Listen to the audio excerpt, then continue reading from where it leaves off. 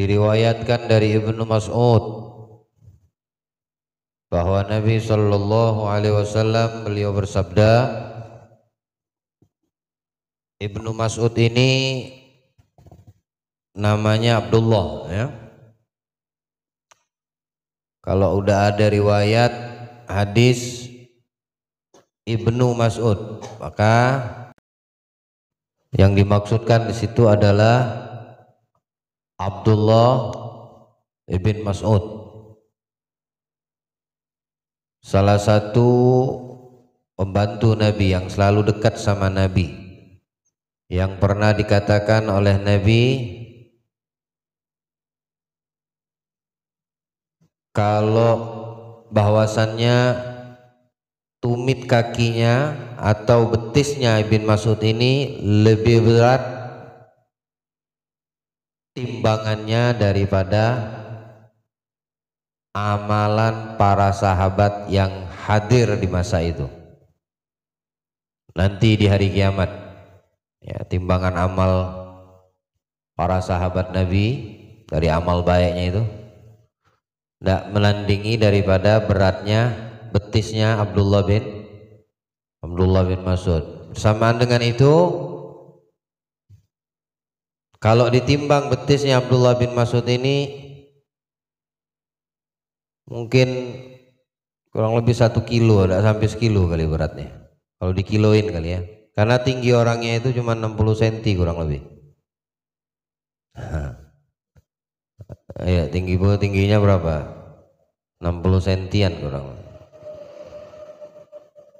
Sampai pernah ketika ada angin yang berhembus kencang, itu beliau tuh kayak layang-layang terbawa gitu. Jadi megang pohon yang bisa dipegang, berpeluk di situ, dipeluk erat pohon biar tidak terbawa oleh angin. Melihat fenomena ini ketawa para sahabat, ya lucu ya, kalau orang besar kan tidak bakal dibawa angin kecuali puting beliung tuh, masih bisa bertahan, masih bisa berdiri tanpa ada, ya paling untuk nutupin mata aja dari debu kali ya.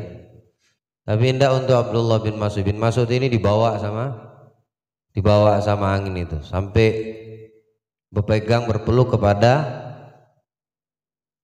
pohon yang ada di dekatnya supaya tidak kebawa angin. Dilihat oleh sahabat, tertawalah sahabat melihat apa yang dilakukan oleh Ibn Mas'ud. Maka Nabi mengatakan, lihat bagaimana sosok Nabi, jangan sampai kecil hati walaupun orangnya kecil gitu ya, tapi dibesarkan hatinya sama Nabi. Kalian tertawa kepada apa yang kalian lihat terhadap Ibn Mas'ud ya. Ketahuilah bahwasanya berat betisnya itu nanti di timbangan Allah melebihi daripada amal kalian, kata Nabi SAW. Masya Allah ya. Salah satu hadis yang diriwayatkan oleh beliau radhiyallahu anhu, Nabi bersabda, talabul halal faridatun ala kulli muslimin. Dalam riwayat Muslim, talabul halal faridatun ala kulli muslimatin. Mencari rizki halal adalah wajib bagi setiap muslim, mau laki ataupun perempuan. Sama halnya mencari ilmu, wajib hukumnya, faridah itu wajib. Artinya maksimalkan, walaupun sulit untuk kita mendapatkan yang 100% atau murni halal, kecuali memang itu berasal dari tangan kita, artinya yang mengelola kita ya. Nah yang sekarang ini kita dapatkan aja masih tanda tanya, pun kalau dapat jawaban sudah pasti syubhat. Beras beli enggak kamu menanam sendiri? Sayuran beli enggak juga kamu menanam sendiri? Semuanya beli. Si penjual juga beli kepada agen. Tidak tahu transaksi jual belinya sesuai dengan syariat apa enggak. Makanya syubhat. Apalagi kalau yang agennya non muslim. Ya umum kan begitu. Rata-rata agen yang ada ini toko-toko sembako siapa yang megang? Walaupun ada yang muslim, tapi hitungan jari mungkin. Ya. Selebihnya non muslim. Apakah waktu transaksi jual beli mereka itu sesuai dengan tuntunan ajaran Islam? Enggak lah.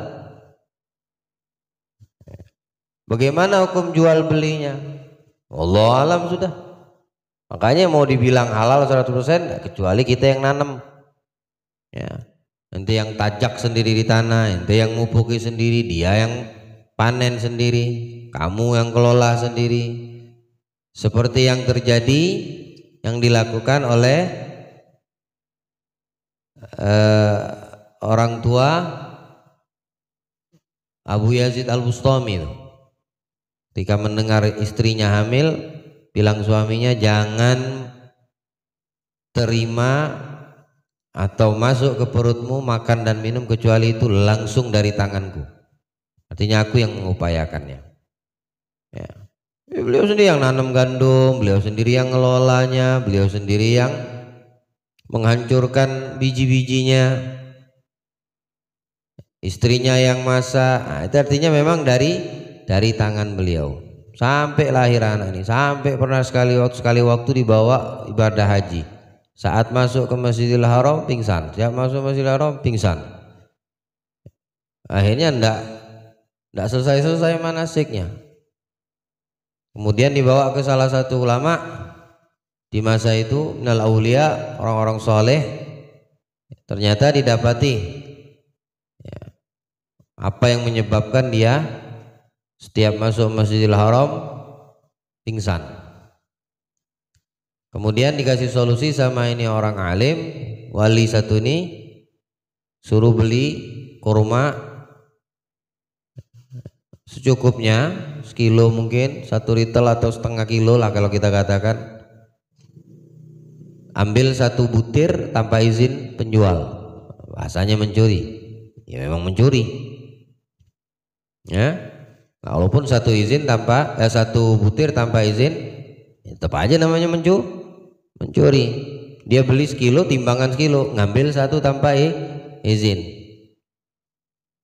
Andai kata dikasih izin aja dikasih, cuma 1 biji kok, 1 butir kurmanya.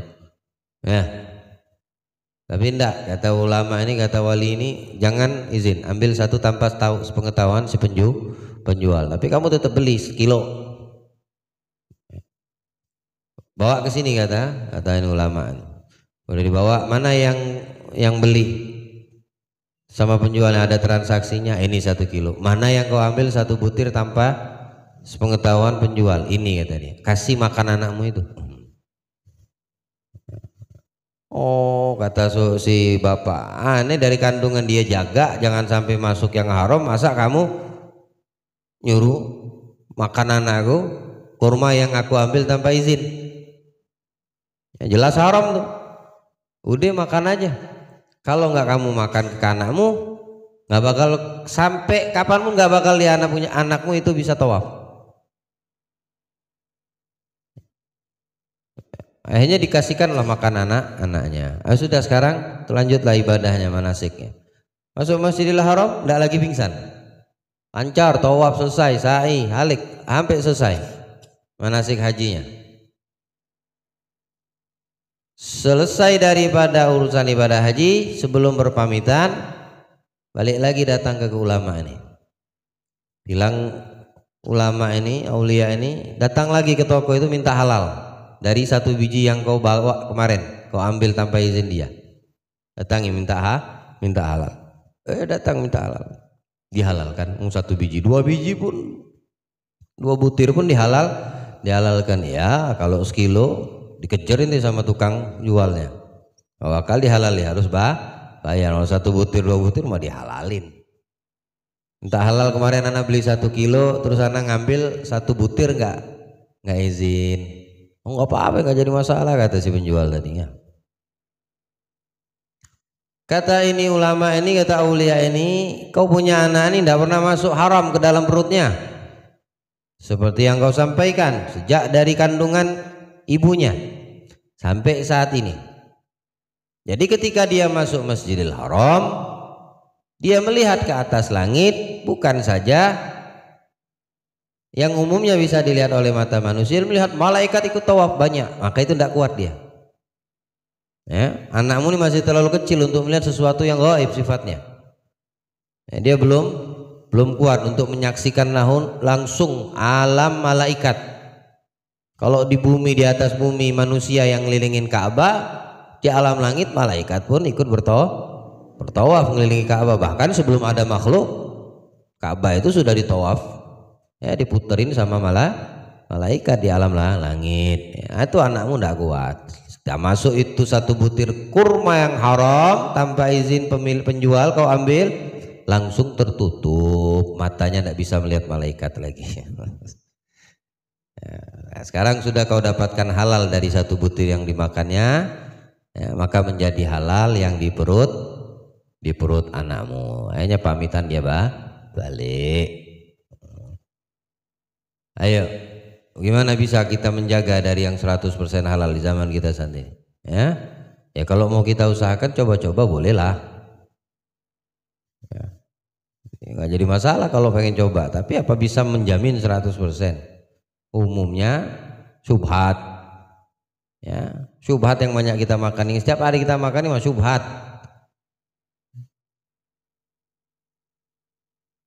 Tapi dimaksimalkan, ya. Paling tidak kita tahu ini jelas. Kalau memang udah jelas ini barangnya hukumnya nggak jelas halal, janganlah jangan dicoba, apalagi diambil, ya, dinikmati, dimakan, ya, jangan. Ya. Apa ini hukumnya? Halal, haram. Ada yang bilang halal, ada yang bilang haram. Nah, itu syubhat nih. Ya, bagus kamu warok, ya, jaga dirimu, karena kalau udah masuk ke dalam perut, darah daging nggak bisa ya, hatta cuci darah pun nggak bakal misalkan ini darah halal, ini darah, ya, makanan. Ya. Contoh misalnya kepiting, tuh kan ada ulama mengatakan halal dan haram, ya ambil warok udah, ambil warok pada dirimu. Ya. Timbulkan sifat warok, berhati-hati dari apa yang diharamkan. Walaupun ada yang menghalalkan, ada yang mengharamkan. Ya. Itu lebih selamat, artinya lebih memilih selamat. Kalau ngambil pendapat ulama yang halal, ya kamu makan nggak apa-apa. Ternyata haram, mampus. Gimana mau mengeluarkan darah yang udah menyatu, mendarah daging? Makanya ambil selamat, itu warok. Orang yang warok pasti selamat. Dan orang yang terus-terusan kepada syubhat, mau tidak mau, sadar tidak sadar akan jatuh kepada perbuatan haram, sebagaimana yang Nabi Sallallahu Alaihi Wasallam sabdakan, "Waman waqa'a fi syubhati waqa'a fil haram." Ya. Orang yang terus menerus jatuh kepada perbuatan syubhat, nanti dia bakal jatuh kepada perbuatan haram. Mau dia sadar atau dia tidak sadari, ya, sama halnya dikatakan barang siapa yang terus menerus meninggalkan yang sunnah, sewaktu-waktu nanti dia akan meninggalkan yang wajib, sadar dan dia tidak sadari. Semoga Allah selamatkan kita. Ya. Ada orang yang sudah dikuasai sifat malas, beranggapan bahwa tidak ada lagi jalan yang halal. Itu anggapan orang, ya. Sehingga dia lakukan apa saja, yang penting dapat, yang penting nafsunya terpenuhi, yang penting perutnya terisi, yang penting hajatnya yang diinginkan tercapai. Mau itu haram, mau itu halal, bego amat dah, nanti dulu urusan itu, penting dapat dulu. Ya, susah dapetin yang halal sama ini. Itu sebagian orang beranggapan seperti itu. Ya, padahal tidak seperti itu. Setidaknya kita mengetahui hukum, mempelajari mana yang halal, mana yang haram, ya, untuk menjaga diri kita terjatuh pada perbuatan yang tidak dihalalkan, atau ya, makan minum yang tidak dihalalkan. Karena yang namanya halal dan haram itu jelas, seperti sabda Nabi, ya, al halal bayyin wal haram bayyin wa bainahuma umurun mustabihat. Halal itu udah jelas, haram juga begitu udah jelas. Nah, tengah-tengah antara halal dan haram baru namanya perkara-perkara yang meragukan. Kalau memang udah jelas halal ya udah, makan, minum, lakukan, kerjakan, ambil, gak apa-apa. Kalau udah jelas haram, tinggalkan. Tahu udah jelas haram, ya tinggalkan, jangan dikerjakan, jangan diambil, jangan dilakukan, jangan dimakan, jangan diminum. Ada kalanya kita untuk bab makanan, minum dan minum haram kita jauh darinya, menjauh, menghindar, nggak mau. Ada kalanya orang tetap dihantamnya, ya, karena udah jelas haramnya. Kita mungkin ditawarkan khamr, tahu kita itu haram, kita tolak. Anda ditawarkan daging babi, mau? Kenapa? Karena udah jelas. Nanti dikasih makan daging, misalnya makan sate apa? Sate daging anjing, umpama, mau dimakan? Karena kamu punya landasan, punya pondasi dan mengetahui hukumnya itu daging haram. Tapi kenapa kadang-kadang kalau untuk urusan riba disikat aja? Kalau udah babnya dunia, duit, nanti dulu riba. Yang penting dapat dulu duitnya. Kalau salah riba mah nanti cari solusi. Ada yang seperti itu. Loh, itu jelas loh riba itu haram, ya enggak? Riba itu jelas haram. Kenapa masih manusia itu terpengaruh? Kok daging yang jelas haram itu anjing dan babi kamu tolak, tapi masalah riba kamu sikat. Nah, ya. Allah selamatkan kita yang seperti itu. Kalau udah jelas haram ya udah haram, nggak ada jalan, jangan cari celah untuk menghalalkan. Udah jelas haram. Yang kagak jelas halal dan haram itu namanya syubhat. Maka ambil selamat dengan sifat warok, ya, jaga dirimu. Tahu itu berjabat tangan laki perempuan haram, tahu, ya. Tapi kenapa masih berjabat tangan? Kenapa masih bersalaman laki dengan perempuan? Apalagi kalau hadir pesta misalnya, apalagi orang-orang kantor-kantor gitu nih, ya. Di luar kegiatan, di luar pekerjaan, biasa-biasa aja salaman jabat tangan laki perempuan bukan muhrim. Tapi di luar jam kerja, binimu disalamin sama laki-laki, ngamuk. Loh, kenapa nggak waktu di jam kerja diamukin gitu nah? Ya. Bahkan ada yang cipika-cipiku, waduh, bini ente digituin sama laki orang, aduh parah, itu jelas haram. Tapi masih aja dilakukan. Kenapa? Karena di situ dia jadi budak syahwatnya, ya. Dia udah hubud dunianya, babnya perempuan ini, bab dunia, harta, kedudukan. Sering kita udah diingetin sama Imam Haddad, ya. Sering udah diingetin dalam kitab Al-Hikam, tidak terkecuali makanan, minuman, malah kita tolak. Tapi kalau sudah ada di situ perempuan, ada di situ urusan duit, dunia, semua itu ada di situ, jabatan, kedudukan, nanti dulu bab haram. Padahal tahu itu haram.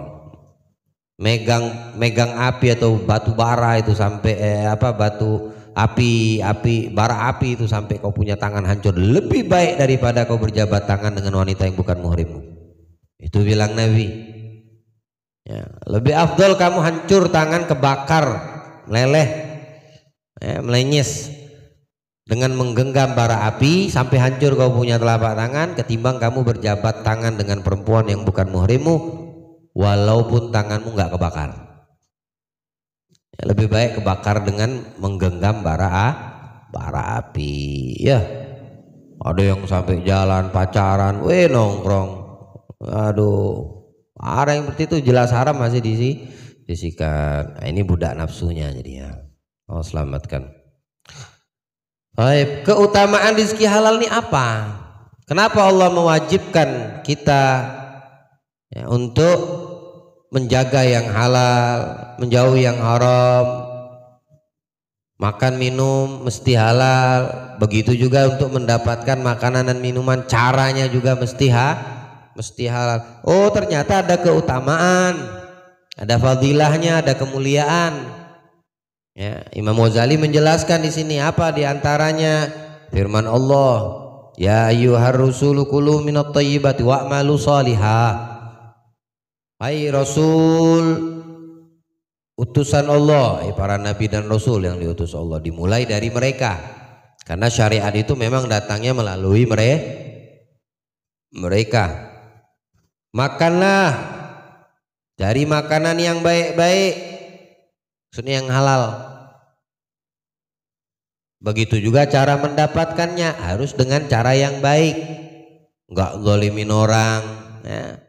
Kayak minggu lalu ya nggak ada namanya nipu ya, cara mendapatkan jual beli dengan menipu dengan cara yang baik untuk mendapatkan, karena yang kamu dapatkan akan kamu makan ya. Kalau kamu makan sendiri urusanmu itu, tapi kamu ngasih makan untuk anakmu, istrimu, orang tuamu, mungkin kasihan mereka ya.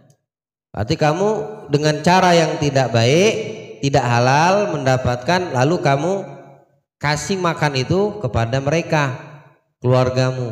Ada yang dengan cara yang nggak halal dia dapetin, disedekahin, kasih makan anak yatim, panti asuhan, masya Allah ya.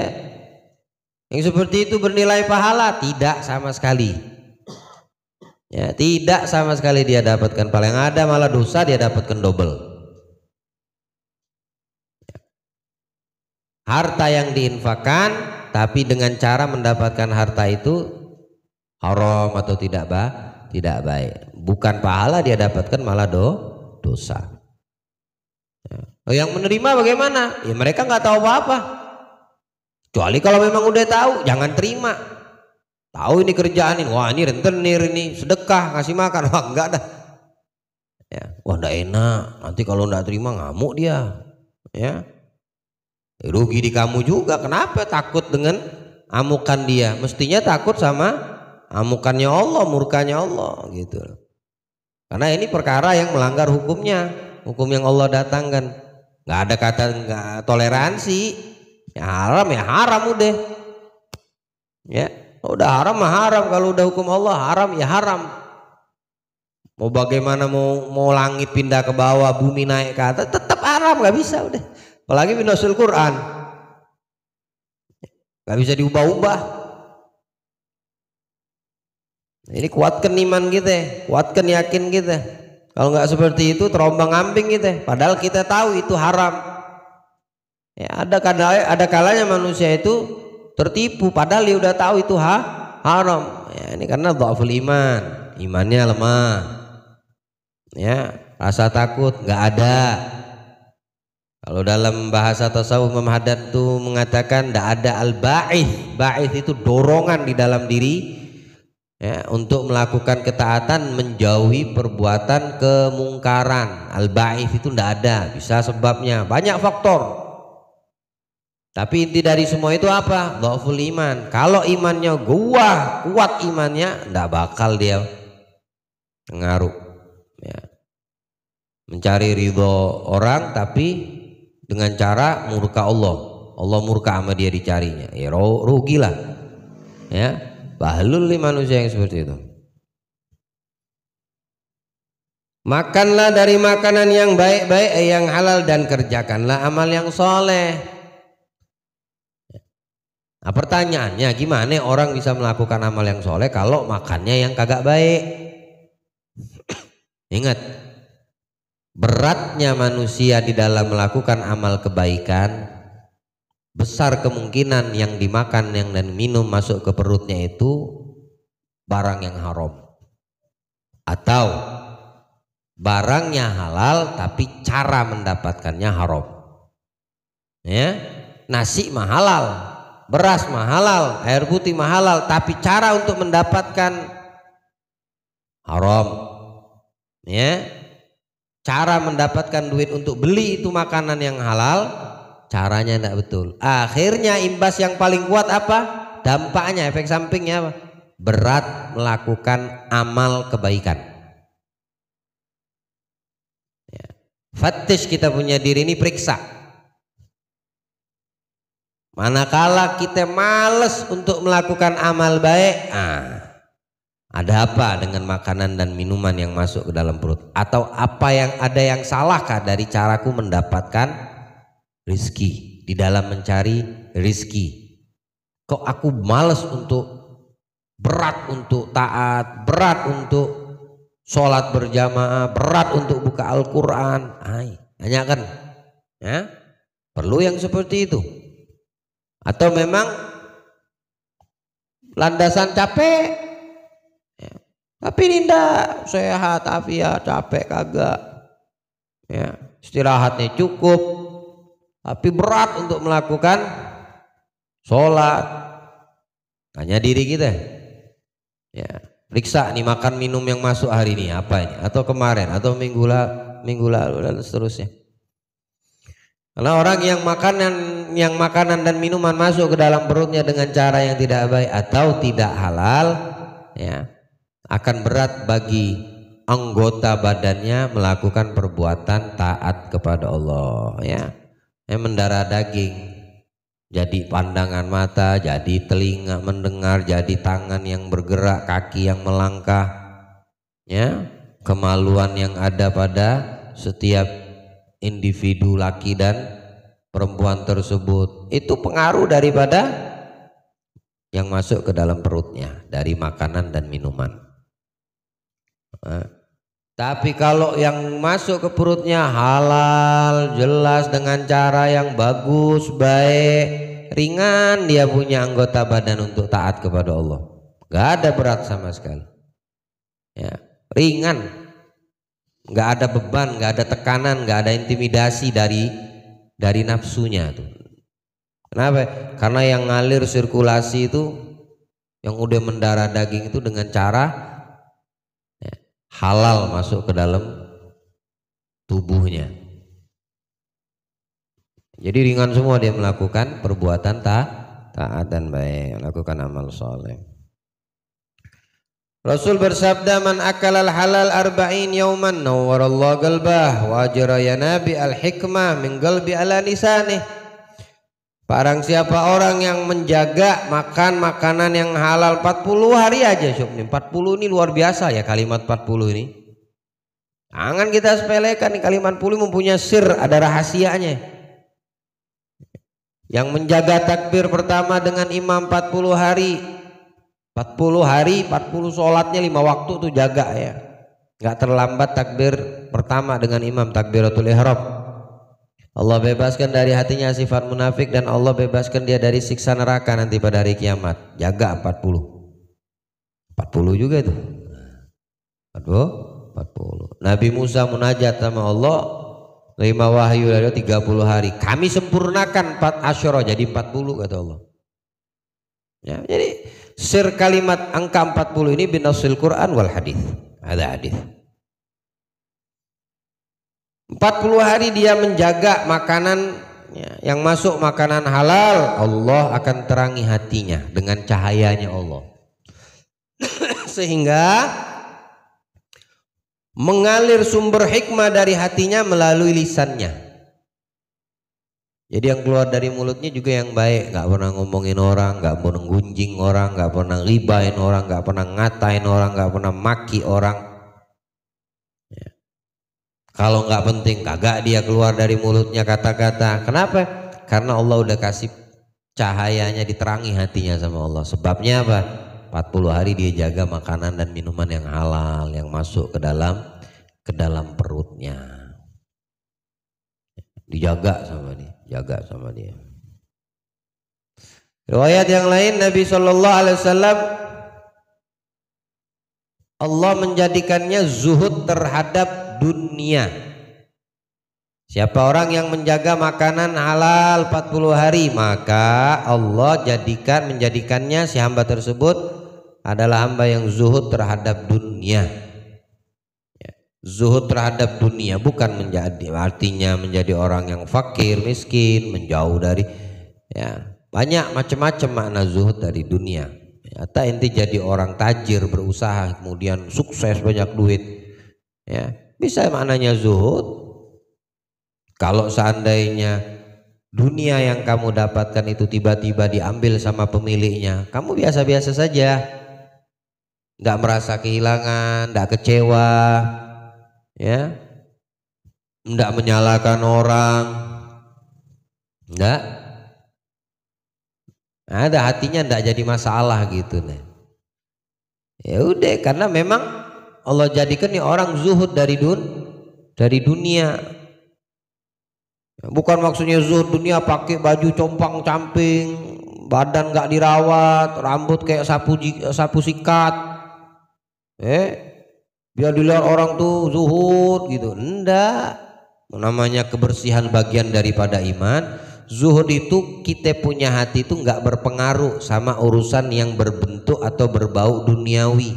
Hati kita itu nggak merasa kehilangan ketika apa yang Allah titipkan pada kita diambil olehnya. Semua titipan, ya kan? Mana ada kita punya pemiliknya? Badan kita ini, tangan kita, semua titipan Allah, termasuk harta benda. Nah, kalau pemiliknya minta, mau marah? Mana bisa? Bukan kita pemiliknya. Ada kalanya kita ini cuma wasilah aja, perantara aja. Untuk itu barang, harta, apa yang Allah titipkan sampai kepada orang lain. Entah saat itu atau jenjang waktu. Bisa jadi seperti itu. Enggak hari ini, besok, minggu depan, bulan depan, tahun depan, baru sampai kepada si pemiliknya. Tapi kita perantara. Jadi semua milik Allah, pada hakikatnya nggak ada bukan kita pemiliknya, bukan kita, semuanya dari Allah, ya.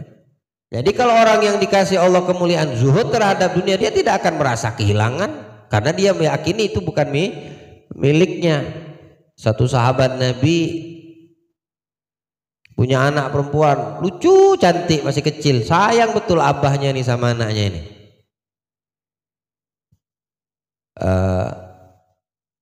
Kemudian si bapak keluar dari rumah dalam keadaan anaknya ini sakit.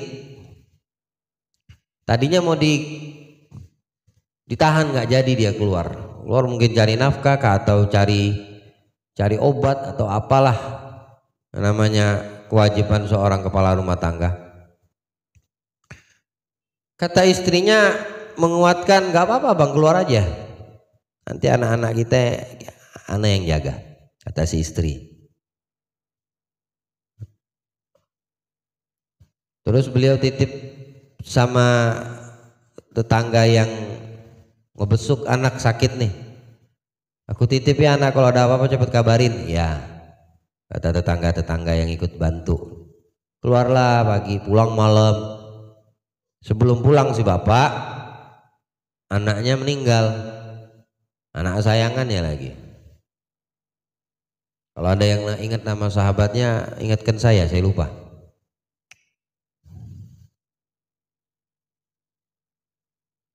Malam pulang capek, ya, anaknya yang meninggal nih, masih kecil ini ditidurkan di kamarnya, diselimuti, tidur. Udah datang, perut lapar, kemudian nanya keadaan anaknya, bagaimana anak kita? Oh itu sehat, lagi tidur, ya, enggak sakitnya, udah sembuh, tidur tuh lagi. Dilihat, oh iya betul tidur lagi. Lapar betul saya katanya. Oh, udah disiapin. Nah nanti aku siapin. Kamu mandi dulu aja, kata si istri. Mandi bersih-bersih, nanti selesai mandi langsung ke meja makan, udah aku siapin semua. Mandi udah bersih, makan, dibuatin kambing, dipotongin sama istrinya. Udah dia makan, istrinya dandan, namanya istri soleha, biar tampil cantik depan suami saat suami pulang kerja. Makan udah disiapin semua. Habis makan tiba-tiba syahwat, birahi ini suami ngelihat istrinya. Kemudian dia ingin mendatangi istrinya. Akhirnya silaturahim dengan istrinya. Kemudian cerita si istri, "Bang, ya tadi ada tetangga kita dititip sesuatu sama tetangganya lagi. Kemudian yang nitip keluar waktu pulang, yang punya barang meminta barangnya, ditahan sama yang dititipin, nggak mau dikasih. Kira-kira betul nggak cara?" "Oh nggak, salah itu, nggak betul," kata suaminya. "Bukan barang dia kok, bukan milik dia, kenapa mesti ditahan? Kan tuh orang nitip sama dia, kenapa juga ditahan?" kata si penjelasan suaminya. Jadi harus dikasih kepada yang pemiliknya. Iyalah, kalau seandainya tidak dikembalikan, dosa dia. Bukan milik dia, dosa bang ya. Iya, kata si suami tadi. "Abang yang sabar ya, kita punya anak, diambil sama pemiliknya." "Maksudmu apa?" "Anak kita meninggal, innalillahi wa inna ilaihi raji'un." "Oh kenapa kamu tidak kabarin ini?" "Loh bang, yang milik yang sang pemilik mengambil, kenapa abang marah-marah tidak terima kah?" kata sih. "Bukan maksudku begini, naik ke Nabi, nanti aku laporkan ke Nabi ini. Kenapa kamu tidak ngabarkan waktu dia lagi sakit, atau biar aku cepat pulang, bawa dokter lah mungkin ke klinik Karsa gitu kan." Udah dari rumah sakit, dari klinik. Datang ke Rasulullah. "Ya Rasulullah, aneh punya istri." "Kenapa?" kata Nabi. "Iya, anak kita kesayangan saya lagi meninggal, baru dikabarin sama dia." "Kapan dikabarinya?" kata Nabi. "Udah tahu kejadian ini ya, tapi nggak ada yang ngabarin, bukan manusia yang ngabarin Nabi. Kapan dikabarin?" "Iya waktu aneh pulang." "Terus apa yang yang dilakukan?" "Aneh lapar, aneh disiapin makanan, kemudian habis makan aneh syahwat nafsu sama bini, kemudian aneh silaturahim. Nah, habis itu baru dikabarin." Lihat bagaimana istri yang baik, nenengin suami waktu capek itu balik ya, ndak gelisah, padahal anaknya mati. Suami lagi capek ini balik kerja gitu. Coba kalau langsung dikasih kabar yang nggak baik, kaget juga, lagi capek gitu kan. Ditenengin, "Nah, udah makan belum bang?" "Oh mak, siapin makan ya." "Iya, mandi deh bersih-bersih." Dia dandan cantik, diladenin, dikasih makan lohir batin sama bini. Hebat nih bini kayak gini. Cari bini kayak gitu ya. Kalau belum dapet, cari sampai dapet. Udah bini, cari lagi nggak apa-apa. Perang dunia keempat, ketiga nih sekarang, Rusia mau Ukraina, ini pintu ketiga udah. Alhasil bilang Nabi, udah diceritain, "Udah datangin istri ana, udah kenyang, udah ana datangin istri ana," baru dia cerita. Kata Rasulullah, "Allah gantikan dengan hubungan kalian suami istri anak yang berikutnya lebih daripada yang meninggalkan saat ini." Ternyata betul. Dari hubungannya malam itu ya, tidak lama dari situ lahir hamil istrinya, hamil istrinya. Hamil istrinya, tahun berikutnya hamil lagi, walhasil dapat 7 anak, semua jadi ulama, pembesar ulama, sahabat alim ulama. Karena berserah kepada pemiliknya, pasrah, nggak pernah ngomel. Karena pemiliknya Allah, semua itu miliknya Allah. Jadi kita terhadap dunia, orang yang dikasih makna zuhud di dalam hatinya, Allah tidak ada urusan dia sama dunia. Mau bagaimana keadaan dunia, tenang aja dia. Nah, berapa banyak orang-orang yang kayak apa namanya, wah dolar naik, emang ente megang dolar? Gelisah ente, hati ente langsung, emang ente hari-hari megang dolar? Wah ini kurs dolar naik ini. Apa urusanmu dengan dolar? Gitu ya. Tidak ada urusan masalah-masalah dunia itu membuat hatinya itu kaget. Ya, ada zuhud. Nah, maknanya zuhud di dunia. Allah muliakan kita insya Allah. Riwayat saat memohon kepada Rasul agar memohon kepada Allah supaya doanya mustajab, setiap doa dikabulkan Allah. Ya ini salah satu sebab doa itu tidak dikabulkan karena dominan haram yang masuk ke dalam perut. Makanya ketika kita minta tuh nggak dikabulkan sama Allah. Ya, bilang Nabi ada orang yang debu badannya kotor, baju pakaiannya rambutnya kotor. Ya. Kemudian orangnya tidak mampu, ngetok dari pintu ke pintu ditolak. Ya. Kemudian kalau dia meminta kepada Allah, perumpamaan seperti musafir itu kan badannya kumul, ya kumul tuh, nggak rapi seperti orang yang mugim gitu. Namanya perjalanan. Doanya musafir mustajab kan? Mustajab. Tapi ada gambaran seperti itu ketika dia minta kepada Allah nggak diterima sama Allah. Bagaimana mau dikabulkan? Oh, makanannya yang masuk haram, minuman yang masuk perutnya haram, pakaian yang dipakainya dengan hasil yang haram. Bagaimana doanya mau dikabulkan? Ada saat mohon kepada Nabi agar didoakan supaya ketika dia berdoa mustajab, selalu dikabulkan. Kata Nabi, atib ta'mak tustajab da'watak. Ya, makanlah makanan yang baik, yang halal. Kamu punya doa pasti dikabulkan sama Allah. Kalau kita makan yang selalu halal, kita jaga doa kita cepat diijabah sama Allah, cepat dikabulkan sama Allah. Riwayat Ibnu Abbas dari Nabi, beliau bersabda bahwa Allah mempunyai satu utusan. Kalimat seorang itu mungkin bisa ada di seorang di sini tuh, seorang malaikat.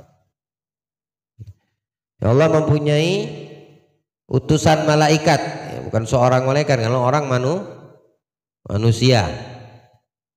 Kalau malaikat bukan daripada golongan orang, dia malak, jenisnya malah malaikat. Di atas Baitul Maqdis, di Palestina tuh, Baitul Maqdis, berseru setiap malam, barang siapa makan makanan haram tidak akan diterima amalnya, walaupun amal itu amal sunnah maupun yang wajib. Mau sholat sunnah, mau ibadahnya sunnah, mau sedekahnya sunnah atau yang wajib, itu tidak diterima sama Allah kalau yang dimakan atau yang masuk ke dalam perutnya makanan dan minuman yang haram. Wallahu a'lam. Mudah-mudahan Allah jaga perut kita dari makanan minuman yang diharamkan Allah.